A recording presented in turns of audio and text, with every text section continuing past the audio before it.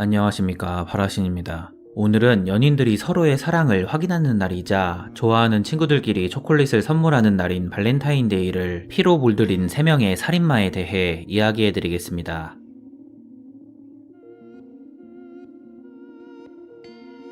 1986년 11월 22일 남아프리카 공화국에서 태어난 오스카 피스토리우스는 출생 당시 종아리뼈가 없는 채로 태어났습니다.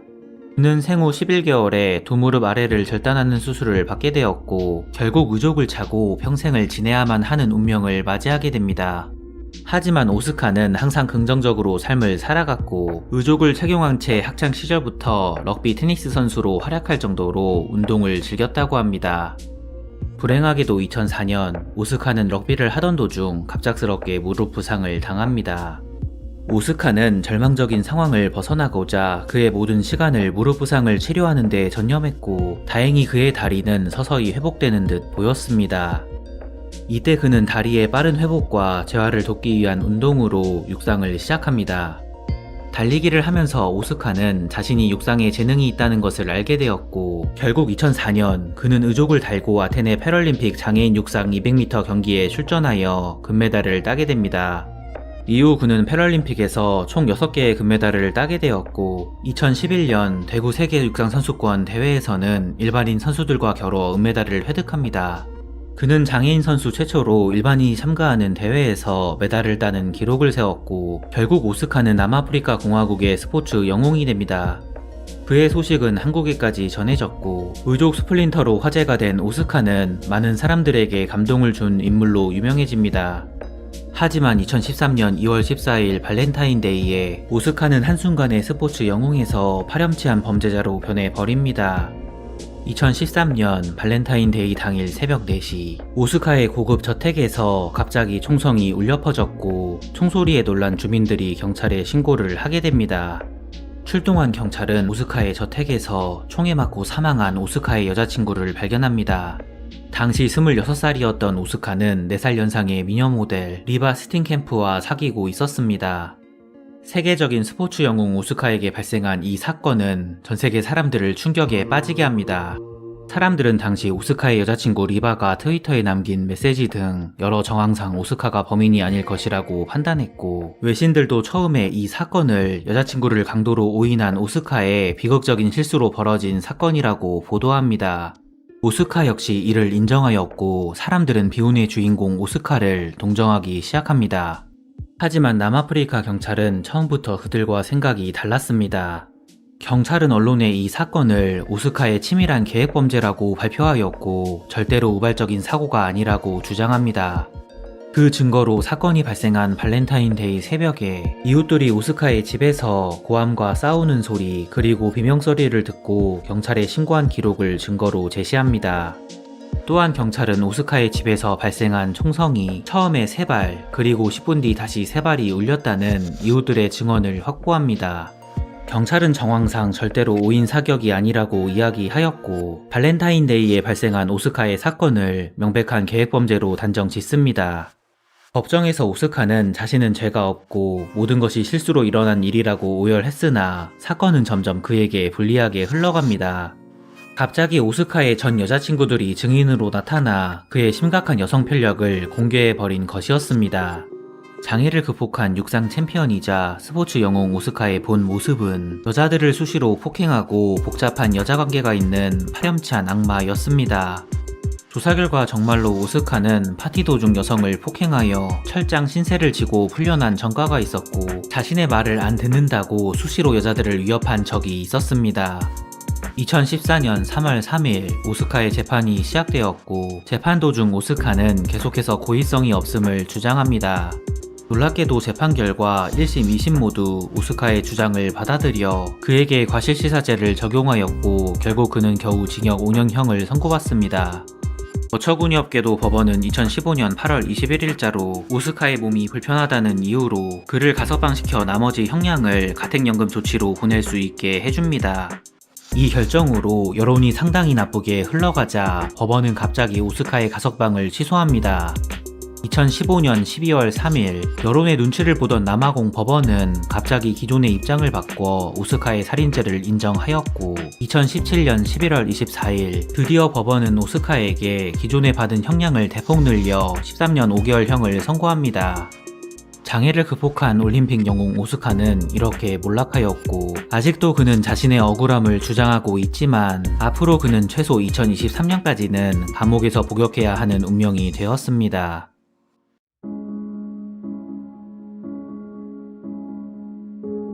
(2001년 2월 14일) 발렌타인데이, 당시 지역사회에서 존경받는 산부인과 의사인 53세 존 해밀턴 박사가 다급하게 911에 전화를 걸었습니다. 그는 아내가 죽은 것 같다고 소리쳤고 즉시 경찰과 구급차를 보내달라고 이야기합니다. 화장실엔 존의 아내 수잔이 피를 흘리며 쓰러져 있었고 존은 아내를 구하기 위해 심폐소생술을 시도합니다. 911이 존의 집에 도착했을 때 현장은 매우 끔찍하였습니다. 존의 아내 수잔의 얼굴이 심하게 훼손되어 전혀 알아볼 수 없었던 것이었습니다. 존은 경찰에게 병원에서 수술을 마치고 집에 돌아오니 아내 수잔이 화장실에 피를 흘리며 쓰러져 있었다고 진술합니다. 하지만 이미 수잔은 세상을 떠난 상태였고 경찰은 이 사건을 살인사건으로 판단하고 수사를 시작합니다. 존 해밀턴 박사와 그의 아내 수잔은 누가 보아도 완벽한 커플이었습니다. 1985년에 만난 두 커플은 첫눈에 사랑에 빠졌고 2년 만에 결혼을 하게 됩니다. 당시 두 남녀는 이미 배우자가 있었는데도 새로운 사랑 때문에 둘 다 동시에 이혼을 결심합니다. 결혼식 날 존은 사랑하는 아내 수잔에게 포르쉐를 선물해 그녀를 놀라게 했고 이후 주기적으로 수잔에게 값비싼 물건을 선물합니다. 수잔에 대한 존의 정성은 이것이 끝이 아니었습니다. 존은 아내를 위해 항상 비싼 선물과 호화로운 휴가를 준비했고 한 번도 수잔을 실망시키지 않았습니다. 누가 보아도 해밀턴 부부의 사랑은 영원할 것처럼 보였고 결혼 이후 두 커플은 잠시 떨어져 있는 것도 힘들었는지 수잔은 남편 존의 병원에서 아르바이트를 하면서 항상 그의 옆에 있었습니다. 당시 존의 산부인과는 분만뿐만 아니라 낙태 시술도 하는 병원이었습니다. 이것 때문에 존의 병원은 낙태 반대단체의 표적이 되었고 그들은 종종 존의 병원과 집 앞에서 시위를 벌였으며 아내 수잔은 그들에게 협박 전화를 받기도 하였습니다. 사건이 발생한 2001년 2월 14일 발렌타인데이, 이날 존은 수술을 위해 아침 일찍 병원으로 출근을 하였습니다. 수술을 마친 존은 아내 수잔과 발렌타인데이 카드를 교환하기 위해 잠시 집으로 돌아옵니다. 존이 집에 돌아왔을 때 그는 화장실에 피를 흘리며 쓰러져 있는 아내를 발견했고 즉시 911에 신고를 한 것이었습니다. 발렌타인데이 날 아내를 잃은 비운의 주인공이 될 뻔한 존이었지만 경찰의 조사가 시작되면서 하나둘씩 이상한 점들이 발견됩니다. 조사 결과 현장엔 강제 침입의 흔적이나 강도의 흔적이 전혀 없었습니다. 그리고 경찰은 발렌타인데이 당일 아침에 수잔이 남편 존에게 준 수상한 카드를 발견합니다. 수잔이 남편에게 준 카드에는 이 카드를 2주 전에 샀는데 이걸 산 게 그렇게 좋아 보이지는 않네요. 하지만 난 당신을 사랑해요. 좋은 하루 보내세요 라고 쓰여 있었습니다. 카드의 내용 때문에 경찰은 사람들의 생각과 달리 해밀턴 부부 사이에 무엇인가 문제가 있음을 직감합니다. 이후 수잔의 친구 중 한 명이 존이 당시 밤무대 댄서와 은밀하게 만나고 있었다고 폭로합니다. 존이 이 사실을 수잔에게 들킨 이후부터 자주 말다툼을 하기 시작했고 결국 수잔은 존과 이혼까지 생각하게 되었다는 것이었습니다. 카드의 내용과 수잔의 친구가 폭로한 이야기를 근거로 경찰은 즉시 존을 강력한 용의자로 보고 그에 대한 조사를 시작합니다. 경찰은 사건 당시 존이 오전에 2번의 수술을 진행했는데 첫 번째 수술을 마치고 집으로 돌아와 아내를 죽였다고 주장합니다. 경찰은 존이 2번째 수술에 알 수 없는 이유로 늦었다는 것을 알게 되었고 즉시 존에게 해명을 요구했으나 존은 수술에 늦은 이유에 대해 정확하게 해명하지 못했습니다. 결정적으로 존의 자동차 핸들에서 수잔의 혈흔이 발견되었고 그의 손에서 누군가를 때려서 생긴 것처럼 보이는 부상을 발견하였습니다. 모든 증거가 존을 용의자로 지목했고 결국 그는 체포되어 법의 심판을 받게 됩니다. 2001년 12월 드디어 존의 재판이 시작됩니다. 검찰은 존이 발렌타인데이 당일 오전에 수술을 끝내고 잠시 집에 갔다가 알 수 없는 이유로 수잔과 말다툼을 하게 되었고 말다툼 도중 우발적으로 수잔을 죽인 것이라고 주장합니다. 범행을 저지른 후 조는 갑자기 병원에서 두 번째 수술이 있다는 호출을 받았고 두 번째 수술을 마친 뒤 그는 아내 수잔의 시체를 발견하기 위해 집으로 돌아왔다는 것이었습니다. 하지만 존과 그의 변호인단은 경찰들이 유력한 용의자인 낙태 반대 단체를 충분히 조사하지 않았다고 말합니다. 존은 법정에서 자신은 아내를 사랑한다고 진술했으며 댄서와의 불륜 또한 사실이 아니라고 주장합니다. 그리고 자동차 핸들의 피도 사건 당시 911이 도착하기 전 직접 수잔을 병원에 데리고 가기 위해 자동차 핸들을 잡다가 피가 묻은 것일 뿐이라고 진술합니다. 하지만 법원에선 존의 말을 신뢰하지 않았습니다. 결정적으로 증인으로 나온 혈액 전문가가 존의 옷에 묻은 혈액 패턴이 수잔의 머리를 때리면서 발생한 혈액일 가능성이 크다고 법정에서 진술하면서 그의 유죄가 확실시됩니다. 결국 배심원들은 존에게 1급 살인죄를 적용해 가석방 없는 종신형을 선고합니다. 놀랍게도 존이 유죄를 선고받는 데까지 걸린 시간은 고작 2시간이었다고 합니다. 존은 억울함을 호소하며 재심을 청구했지만 그의 재심은 기각당하였고 결국 그는 영원히 남은 인생을 감옥에서 보내게 되었습니다.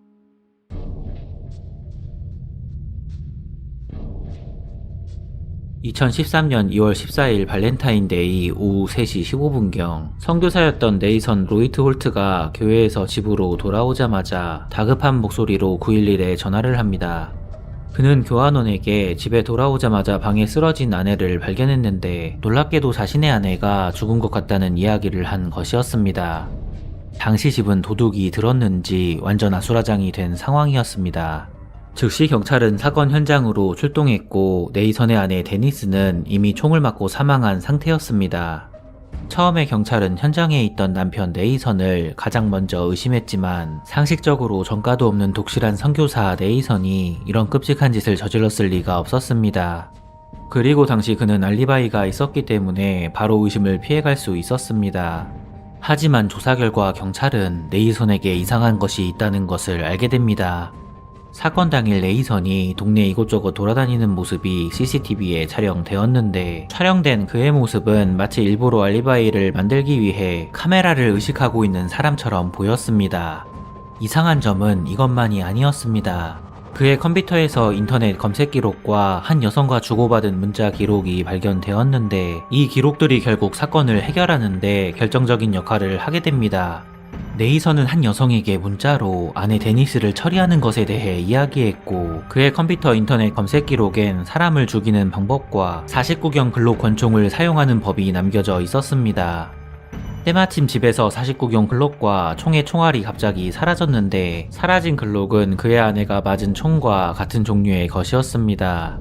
결국 그는 데니스 사망 사건의 유력한 용의자로 확정되었고 2013년 3월 6일 경찰은 네이선을 체포하여 그에 대한 조사를 시작합니다. 네이선 로이트 홀트와 문자를 주고받은 여성은 사건 발생 당시 21세였던 아이나라는 여성이었습니다.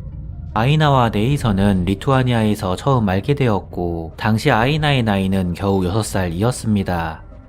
네이선과 그의 가족은 리투아니아에서 선교활동을 하고 있었고 네이선이 선교활동을 하던 교회에 아이나는 어머니와 함께 교회에 다니며 봉사를 하고 있었습니다. 시간이 지나 네이선과 그의 가족들은 선교활동을 마치고 미국으로 귀국을 하게 됩니다. 이때 네이선은 자신의 선교활동을 도와주었던 소녀 아이나의 미국 유학을 후원하기로 결심합니다.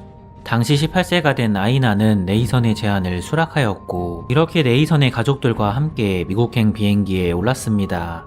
미국에 온 아이나는 네이선의 가족들과 잠시 살다가 대학에 진학하면서 독립을 하였습니다. 아이나가 미국에 온 이후부터 네이선은 조금씩 그녀에게 빠지게 되었고 결국 돌이킬 수 없는 관계로 발전하게 됩니다. 사건이 발생하기 한 달 전쯤 네이선은 아이나에게 너를 실망시켜서 미안해, 곧 함께할 수 있게 될 거야 라는 이메일을 보냈다고 합니다. 2013년 2월 14일 발렌타인데이, 당시 네이선의 나이는 38세였고 아이나는 21세였습니다. 더는 시간을 지체할 수 없었던 네이선은 아이나와의 새로운 시작을 위해 발렌타인데이 날 아내 데니스를 처리해버린 것이었습니다. 경찰에 체포된 네이선은 얼마 뒤 재판을 받게 되었는데 놀랍게도 재판정에서 네이선과 증인으로 나온 아이나는 서로 자신들의 관계를 계속해서 부인하였습니다. 그녀는 네이선은 자신의 미국 생활을 도와준 후원자였을 뿐 자신과 아무런 관계가 아니었다고 주장했고, 검사의 집요한 추궁에도 불구하고 그녀는 끝까지 네이선과의 관계를 인정하지 않았습니다. 하지만 배심원들은 두 남녀의 불륜 여부와 관계없이 네이선이 그녀에게 보낸 이메일과 인터넷 검색 기록을 결정적인 증거로 보고 90분 만에 이 사건을 네이선의 단독 범행으로 판단하고 그에게 유죄를 선고합니다. 네이선은 계속해서 자신의 무죄를 주장했지만 2014년 9월 27일 결국 네이선에게 징역 80년형이 선고됩니다. 하나님의 사람이 되기로 한 남자가 아내가 아닌 다른 여자를 위해 저지른 이 사건은 최악의 발렌타인데이 선물로 남겨지게 됩니다. 영상을 재밌게 보셨다면 구독과 좋아요 부탁드리겠습니다. 감사합니다.